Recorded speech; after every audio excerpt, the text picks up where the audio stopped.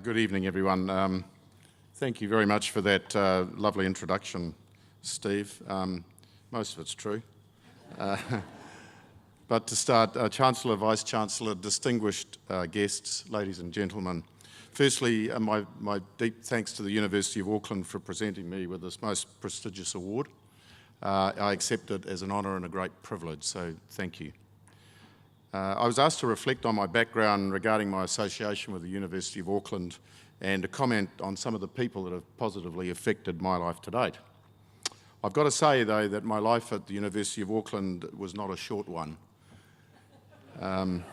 My studies, and in the early days, my lack of studying, spanned a full decade, from 1973 to graduation finally in 1982.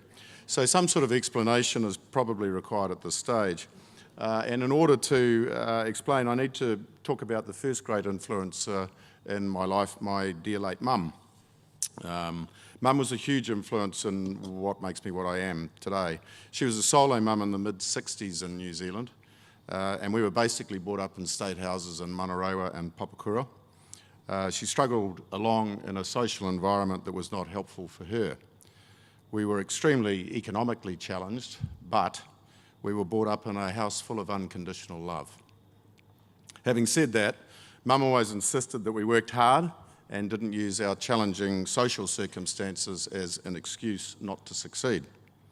So in 1972 I applied and got a studentship to become a secondary school teacher, teaching chemistry and applied mathematics. A BSc seemed like a good idea. The University of Auckland is the best university in the world.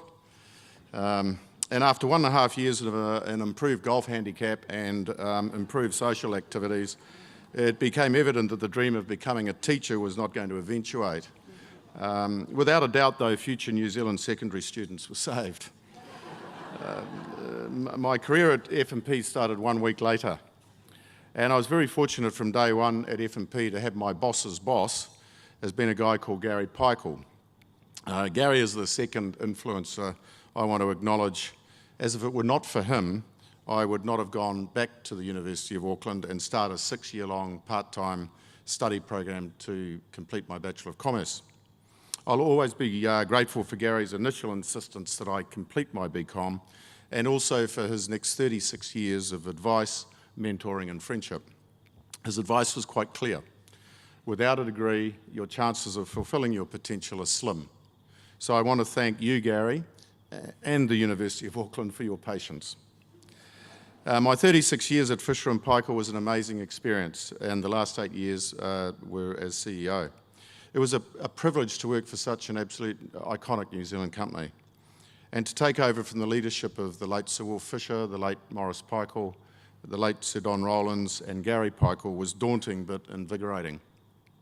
To inherit the culture of this great company from these great men was, as I said, a huge privilege. Throughout my career, I worked with some amazing people who have helped me as either mentors, leaders, peers, and friends. And my time at the University of Auckland certainly prepared me well for my career, particularly in my everyday dealings with people, strategic thinking, and also in decision-making. I retired from F&P in 2009 after experiencing a few health difficulties, being diagnosed with prostate cancer. This was a bit of a wake-up call for me, and it forced me to think deeply about where I was going to go to next. I decided that life needed to change, and as Steve said, I looked at my new life as being a three-pronged stool. Leg one was the odd directorship and keep involved in businesses that I really had a passion for. Leg two, as Steve said, was more time for family, golf, fishing and travel. And leg three was community needs and giving back a little. So leg one kind of looked after itself with a few board positions becoming available. More time for the good things also took care of themselves as well, as my wife Diane and I progressed successfully into a more relaxed lifestyle. Leg three, though, is where I spent most of my time since retirement. And 10 years ago, Diane, also a Papakurian, and I decided that to start the Rising Foundation out in South Auckland to encourage youth to grow to their full potential. The motivation for starting the foundation came from my own experiences growing up in South Auckland. So the Rising Foundation is actually quite a different program in that we believe that long-term intervention with our students is the way to go. So we help guide the same kids through the transition from intermediate school to high school, and then we go through to their second transition into ongoing employment, tertiary training or other training.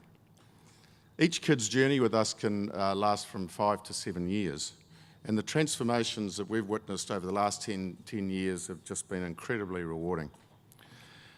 My other community interests range, as Steve said, from more than a 20-year involvement with Netball New Zealand, support of our local hospice in Monoroa, and other Auckland and South Auckland-based community trusts. One organisation that I particularly enjoy being part of is one of the government's National Science Challenges. I've had the privilege of chairing the SIFTI Challenge, which is Science for Technological Innovation. Watching young and sometimes not so young Kiwis challenging the unknown and working on projects that will end up benefiting this fine country we live in is absolutely awesome. It's also given me the opportunity to connect with all of New Zealand's universities and to reconnect with the University of Auckland and other research institutions to see for myself the remarkable job that our institutions are still doing in training and inspiring the new wave of extremely talented Kiwis. The final group of positive influences in my life, of course, are my wife, Diane, and my amazing kids, Sam and Kate. Diane has worked tirelessly as an incredible mother and wife, and we both take great pride and pleasure watching Sam and Kate progressing with their careers and relationships. To conclude, I'd like to once again genuinely thank the University of Auckland for this honour.